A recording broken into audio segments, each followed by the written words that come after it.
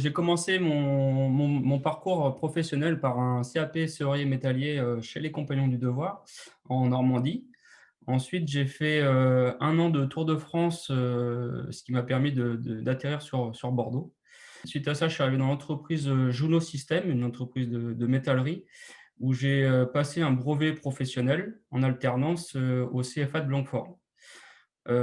Après ces 2 ans, j'ai voulu, évoluer et gérer des chantiers.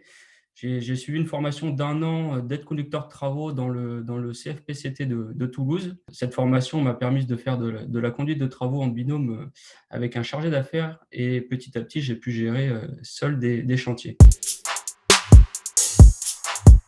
Cela fait 4 ans que je suis chez A2M et j'ai pu évoluer, grâce, finalement à la crise du covid, crise sanitaire. Plus qu'une contrainte, le covid a été une opportunité professionnelle pour moi. Nous réceptionnons les appels d'offres et sélectionnons ceux qui entrent dans nos champs d'expertise. Afin de répondre de façon pertinente, nous avons un logiciel de métrée, Logicut, qui nous permet de quantifier nos ouvrages au plus juste. Nous avons également pour rôle le premier contact avec le client et l'architecte pour toutes les questions esthétiques, techniques, d'un projet. La phase de négociation pour tenir les budgets est également essentielle dans notre fonction.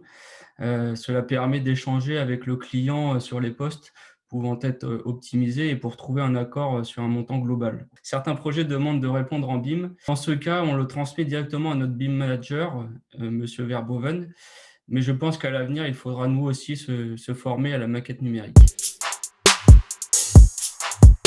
Nous sommes dans l'obligation de nous informer, des dernières nouveautés techniques, numériques, sécuritaires liées à notre corps de métier.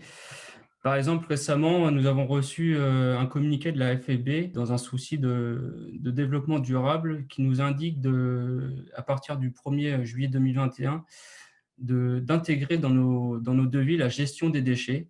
Nous devons réfléchir à une stratégie de développement durable à long terme. Quels produits recycler? Comment? Pour quels bénéfices?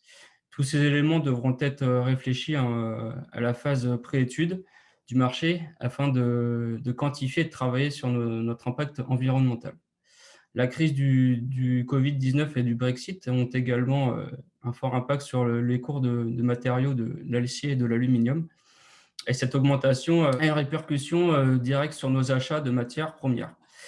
Ces variations doivent être, surveillées par notre service, pour répondre correctement au marché.